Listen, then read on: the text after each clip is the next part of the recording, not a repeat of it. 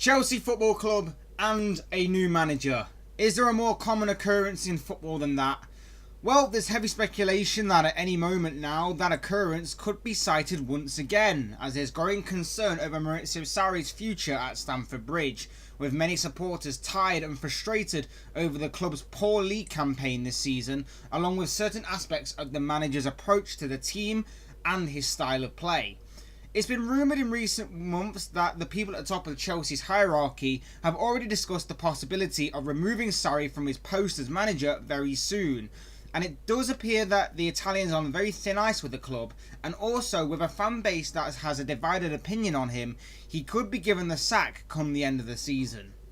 In this video, we're going to go through the story of Chelsea's season so far, from Sarri's arrival to right now, where at the time of recording, Chelsea have just recorded a 2-2 draw with Burnley, with 3 games left of the season still to play. So sit back and relax as we review the season of both Chelsea and Maurizio Sarri.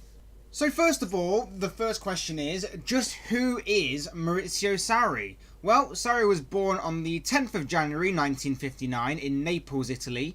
He took charge of several teams in Italy's lower ranking leagues, enjoying mild success before really beginning to make a name for himself with Empoli, who were at the time in Serie B.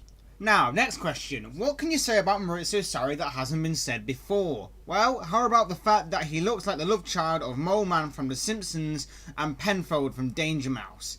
Yes, a chain-smoking cross-cartoon character has made his way through the ranks of Italy's top-tier divisions to make it to England and Chelsea Football Club. You really couldn't make this up. Okay, all joking aside, let's get back to the point at hand here, and that is that on July the 14th, 2018, after much speculation, Chelsea Football Club confirmed Maurizio Sarri was to replace Antonio Conte as manager at Stamford Bridge on a 3-year contract. This was seen as a pretty huge gamble by Chelsea, as it was the first time within the ownership of Russian billionaire Roman Abramovich that they'd hired a manager who was without a major trophy or league title to his name. Jose Mourinho, Avram Grant, Luis Felipe Scolari, Gus Hiddink, Carlo Ancelotti, Andre Villas-Boas, Rafael Benitez, Antonio Conte, and even Roberto Di Matteo, they all had been hired by Chelsea and all had either a major trophy or league title to their name. And in Di Matteo's case, Chelsea were forced into keeping him on as a permanent manager due to him taking over from Andre Villas-Boas at the end of the 2011-2012 season and helping to guide them to winning both the FA Cup and the Champions League. Sarri, however, is the exception to this trend. Sarri's first genuine team of note he took charge of was Empoli back in 2012. At the time, the Italian club were in Serie B, and during his 3 seasons with the club, Sarri got them promoted to Serie A in his second season and managed to keep them within Italy's top-tier division in the following season. After maintaining Empoli's Serie A status in his 3rd season with the club, it was then time for Sarri to move on, and conveniently, he moved on to Napoli, the city where he was born in. Like his time at Empoli, Sarri spent 3 years with Napoli, finishing runners-up in Serie A during his first and last season with the club, and finishing 3rd in between. During his time, Sarri was praised immensely in Italy for his style of play that saw Napoli score plenty of goals and play some nice and attractive football along the way. And along with that, he was also praised for his man management style, getting the best out of his players that he had either brought in or the players that were already there when he took over. Even when Gonzalo Higuain was sold to rivals Juventus, Sarri didn't just use the money to buy a similar sort of striker. He instead chose to invest in other areas that needed strengthening elsewhere and reverted to using Dries Mertens as a striker instead, a move that saw the former winger conduct a positional change, and Sarri was praised for how well it worked out, with the Belgians scoring 28 goals during Sarri's 2nd season in charge. But despite the praise, Sarri has always had the fact that he's never won a major trophy looming over him. In Italy, he was always close, but no cigar. you get it, because he's a smoker, and close, no cigar. It's clever, it's funny, it's really not. Okay, terrible joke aside, let's move on from that and pretend that never happened. But you get the idea, the phrase is true. At Empoli, he got them promoted by coming 2nd in Serie B. And with Napoli, he always finished within the top 3, but couldn't quite dethrone Juventus at the top of the table. but there was definitely something with this guy that made him a good coach to have, and it seemed only a matter of time before a bigger club came calling and gave him a chance at a bigger club with bigger prospects in mind. And the team that gave him that chance was none other than Chelsea Football Club. The summer of 2018 was an unclear one for the Blues. They had just finished the 2017-18 season with Antonio Conte, finishing 5th in the league, but gaining an FA Cup to give their supporters a little bit of a cause for celebration at the end of what was a very difficult and poor season, considering that they were going into that season as the defending Premier League champions. Conte's issues at Chelsea stem from performances as a team, along with individual performances of key players. Conte himself calling out the team publicly, and a disconnect between the fans and the club. Sarri had to come into this and sort these main issues out immediately, along with having to cope without the Champions League football for the upcoming season. Sarri's appointment at Chelsea was seen as a different approach by the club to the old system of choosing a manager. As previously stated, Sarri stands out as being a permanent manager chosen by the club to have not won a major trophy or league title. But not just that, but his approach to the game was also seen as different compared to his predecessors. You think of the likes of Jose Mourinho and Antonio Conte. They both had a more defensive-minded approach to the game, and since Roman Abramovich took over at Chelsea, the Blues have never really played free-flowing, attractive, attacking football. I can only think of maybe the Carlo Ancelotti era as a time when Chelsea played some really nice football. But apart from that one example, Chelsea have always gone for someone with a strong and disciplined style focus of not conceding as their prime objective, and then building from there. Sarri breaks that mould, and to be fair, many supporters were wanting to see something different like this. And that's exactly what they were going to get. Sarri was seen as a man with a style of play that could rival the likes of Liverpool's Jurgen Klopp and Manchester City's Pep Guardiola. Both men had gone and got their teams playing some exciting and electric football, as football continued to evolve and grow into a much higher intensity, counter-pressing style of play, and Sarri definitely has elements of that within his game. But the question was, would he be able to implement it on the Chelsea squad? When Sarri arrived at Chelsea from Napoli, he wasn't going to be arriving alone. Not only had he brought with him his style of play, which the media had dubbed to be called Sarri ball, he also had brought with him defensive midfielder Jorginho, whose role is more of a deep-lying playmaker. Jorginho was instrumental for Sarri during his time at Napoli, and was a vocal part in the way that Sarri plays. He understands his role in Sarri ball better than anyone. His job is to sit in front of the back four and organise the team, pulling the strings and running the show for the Blues. But the problem was, Chelsea already had a world-class defensive midfielder in N'Golo Kante, and with Sarri's style of play, that defensive midfielder role was only going to be set for one of them, and it was unlikely that Kante was going to be the one to remain there ahead of the Italian midfielder. But we'll get more onto that later in this video. Sarri may have brought with him his right-hand man, but there were other personnel issues that needed to be addressed at the club, mainly the goalkeeping situation. Thibaut Courtois was unhappy at Chelsea and wanted out of the club and wanted better for himself, so he was sold to Real Madrid for a fee believed to be around 40 million. And in return, not only did Chelsea receive that money, but they also received the services of Mateo Kovacic on loan. That also went on to free up the space for a new goalkeeper to be brought into the squad, so Chelsea went and broke the world record transfer fee for a goalkeeper in Kepa Arrizabalaga for 72 million. He was seen as the proper replacement for the Belgian keeper. Sarri's competitive debut as Blues boss came in the Community Shield against Manchester City, where Pep Guardiola's side picked up from where they left off last season with a 2-0 victory. But from there, the real football kicked off, the Premier League returned, and early signs suggested that Chelsea could be in for a rather exciting and slightly unexpected season ahead. The Blues kicked off their campaign with 5 wins from 5 games in the league before dropping points to both West Ham and Liverpool back-to-back. But they still remained unbeaten in them games. 18 games in all competitions passed, and Chelsea remained unbeaten, and I believe at this point they were the only team in Europe's top 5 divisions yet to be beaten in any competition. It led many people to believe that whilst Liverpool and Manchester City were the extremely likely contenders for the Premier League title in that season, Chelsea could be putting together an albeit unlikely but real pursuit of the title itself. 12 games into the season, the Blues had recorded 8 wins and 4 draws and laid in third. 2 points off of second place Liverpool and 4 points off of league leaders City.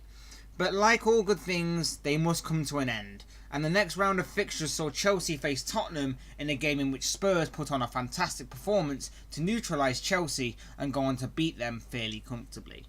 All of a sudden, from that one result, the wheels slowly started to fall off their impressive start to the season, and inconsistency soon become apparent in some of Chelsea's results. During the busy period of December, Chelsea lost to both Wolves and Leicester, but were aided by the slightly surprising victory over Manchester City. It kept things afloat in the league, but elsewhere in other competitions, Chelsea were finding great success in the Carabao Cup and the Europa League. It kept things afloat there as well. But from the league's point of view, by the midway point of the season, Chelsea were fourth and were in a real battle to stay there, with Arsenal waiting to pounce. The defeat at Tottenham was being perceived by many as the blueprint in how to face this Chelsea side. Stop Jorginho in getting on the ball and dictating the play and do not give him any time to settle. Get in Chelsea's faces, press them, unnerve them, mark Hazard completely out of the game, and target Chelsea's left-back area when you're attacking, which is arguably their weakest point of their defence.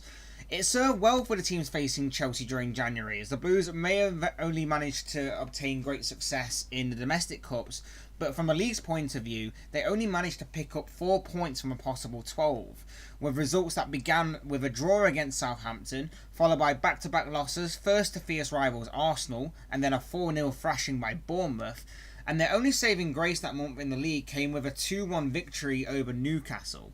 And now alarm bells were beginning to sound. A once possible push for the title of being Premier League contenders was now being reduced to a race for the top 4. Manchester United's revival under Ole Gunnar Solskjaer meant they came from pretty much nowhere to be back within the hunt for a top 4 spot, whilst Arsenal were back to being inconsistent to a point where United caught both sides up. In the January transfer window, Sarri called in the big guns, securing Gonzalo Higuain on loan in order to boost Chelsea's chances of gaining that top 4 spot and a gateway into next season's Champions League. February may have kicked off with a comfortable and predictable win over Huddersfield, but no one was expecting the scoreline for the Blues' next game against Manchester City. With the unlikely result that occurred last time these two teams played each other, this time round anything was possible, but no one was really expecting City to win this game 6-0, which is exactly what happened. Chelsea were beaten, victimised and conquered, and as a result fell to 6th in the table. Days later, Chelsea managed to bounce back against Malmo in the first leg of the Europa League round of 32 stage, although of course that was predictable and didn't really make up for the humiliation of the City defeat. But things got from bad to worse. First, they exited the FA Cup at the hands of Manchester United, and then days later, they lost the Carabao Cup final to Manchester City in a game that we did get to see a much more resilient and braver Chelsea side in terms that they managed to take the game right the way through to a penalty shootout, but ultimately, like they had received a few weeks prior, they received the same losing fate again. Things did pick up a little from beyond that point, a great victory over Tottenham, but things again crashed with a poor and lacklustre defeat to Everton, and that was seemingly the point where, for many fans, it was the last straw for Sarri. Many Chelsea fans didn't like that result and seemed to have completely lost patience with him, despite going on to have wins against the likes of Cardiff, Brighton and West Ham. They then lost to Liverpool, and more recently they drew to Burnley. It all now leaves top 4 still very much a possibility for them. Or so too is winning the Europa League, but ultimately Chelsea fans are wanting much more from this team and are unhappy that they are seemingly having to settle for just aiming for these accomplishments rather than anything more. So the question is, what went wrong? What happened to Chelsea's season that made it shape the way it did? Well, the answer is there were many issues on show throughout the entirety of the season. And whilst many people will point the finger at Sarri, we cannot place the entirety of the blame on the Italian. So let's talk about the various issues that Chelsea currently have to face and did face throughout the season, and who maybe is to blame and who maybe is at fault. So let's begin with what is, in my opinion, the major issue with the club right now, and that is the player performances. From a football fan's point of view, whether you support Chelsea or not, you could tell that since the first Tottenham performance, in which Tottenham got the victory, key player performances had dropped, and Sarri himself had even come out in public and called out his own players for lacking motivation.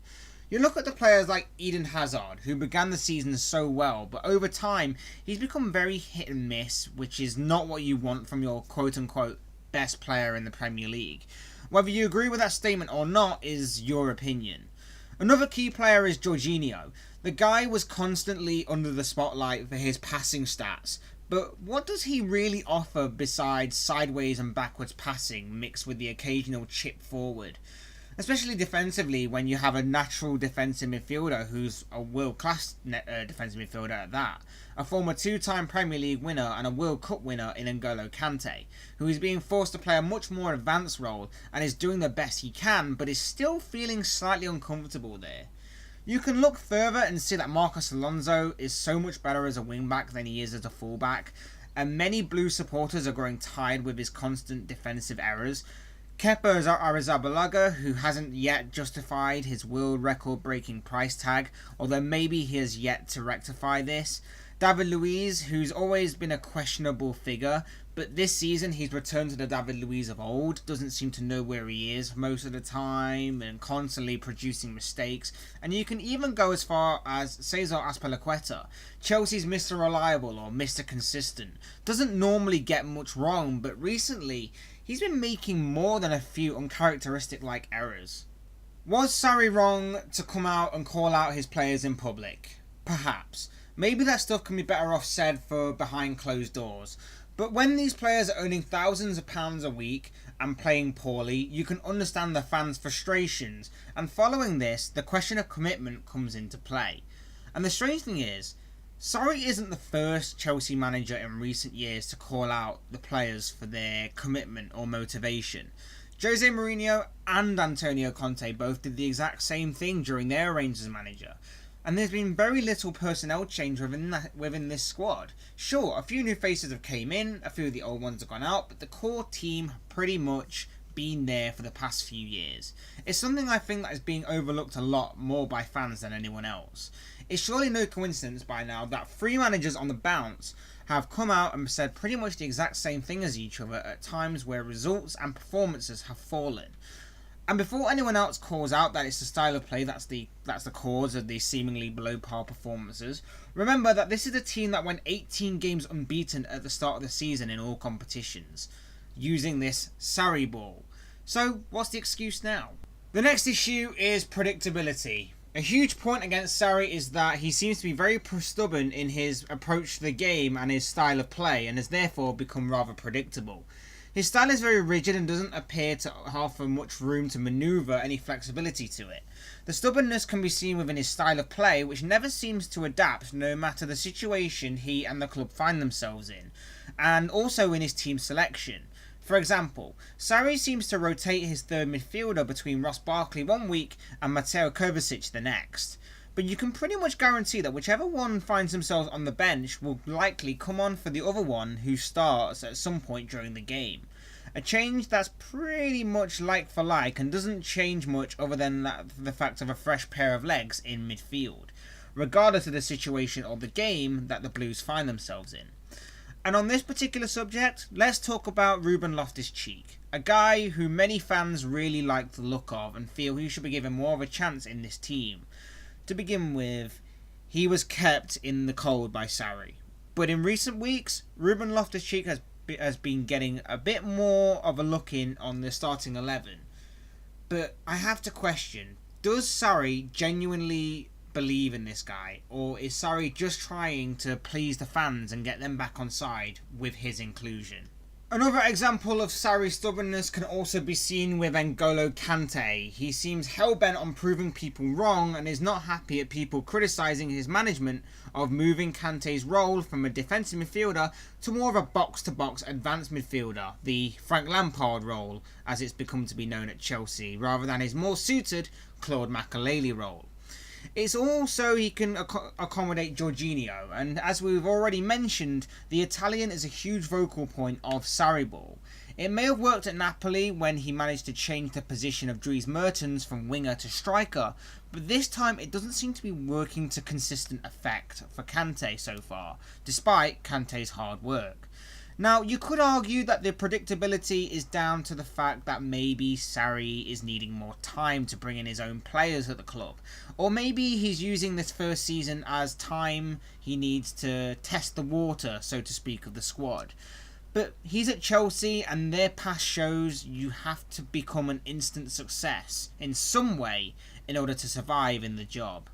In my opinion, with the way that Chelsea have conducted their business in the past, Sarri's reign as manager is perhaps nearing its end.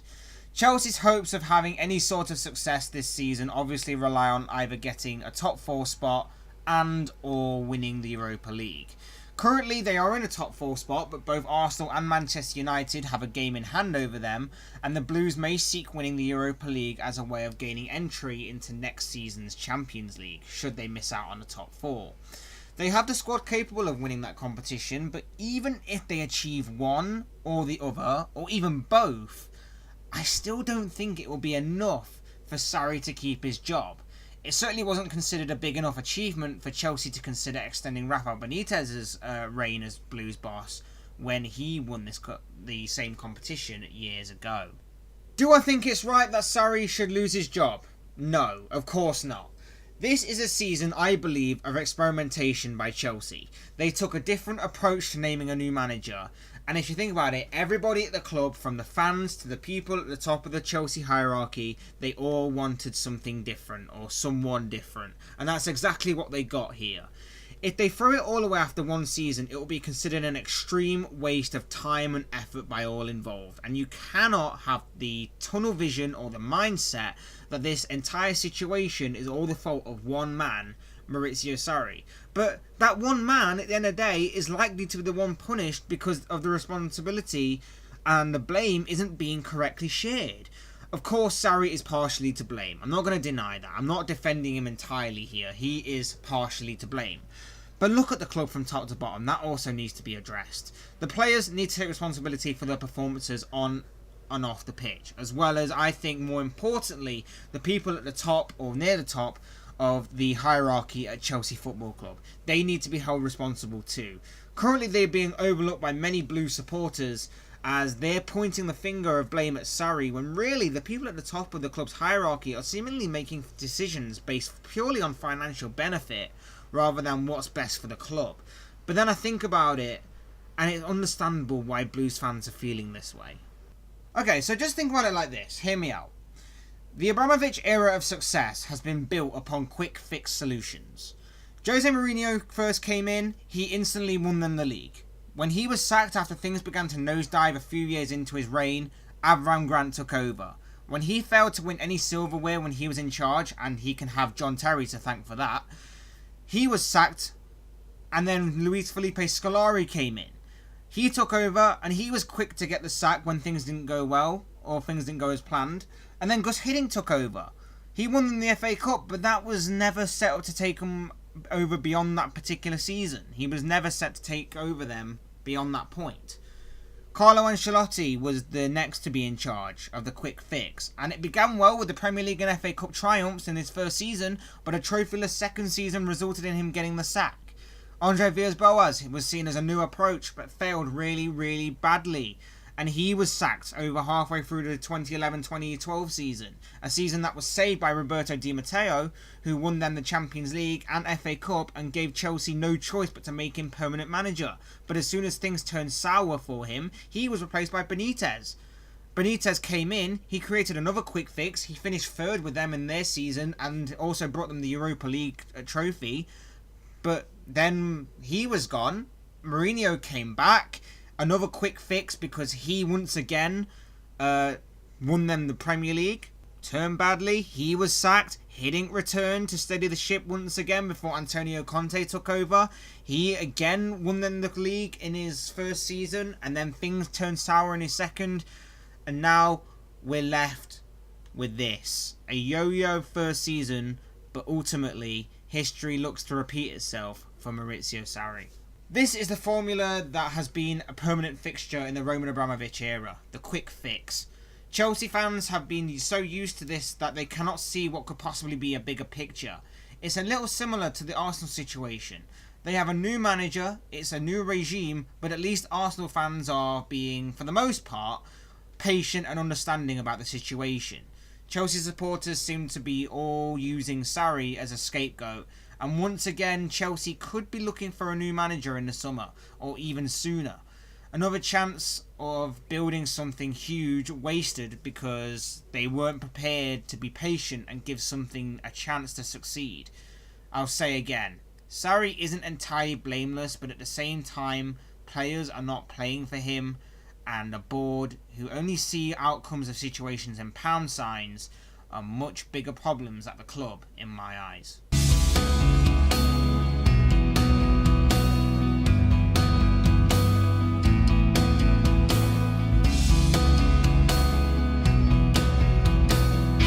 Hey guys, it's Fletch. Just running to say I hope you enjoyed the video. Thank you for watching.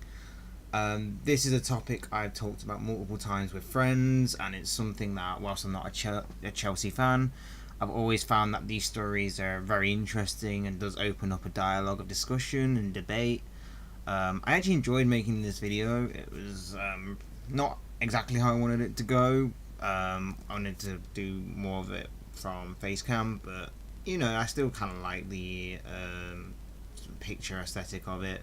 Does the moving pictures kind of thing, mixing it with a little bit of video, so rather happy with how it turned out. I'm going to try and experiment with more stuff. Sorry if it's just me rambling on for 20 odd minutes or whatever, but it's just I had so much to say on the topic and so much information to give that I just thought it might be a little bit boring, but you know, it will get out there eventually. I also like how in-depth the video is. I want to kind of do more stuff like this in this kind of style on particular topics. There'll be a lot more coming up in the summer when obviously we can reflect on the season and we can preview the season ahead, so that's coming up. But otherwise, I'd love to know what you guys thought. Your opinions on not just the video itself, but on the topic at hand. Do you think Sarri will stay? Do you think he'll go? That kind of thing. Maybe you agree or disagree with anything that I've mentioned during the video. Maybe there's stuff that I haven't actually put in the video that I may have missed that you would like to add. That'd be great to hear from you. Otherwise, guys, hit that like button on the way out if you enjoyed the video. Subscribe if you're new, or subscribe if you want to see more content like this on anything else on the channel. That'd be greatly appreciated. Otherwise, thank you again for watching and listening. I've been Fletch. This has been another Fletch Talks video, and I will see and speak with you all again soon in another video.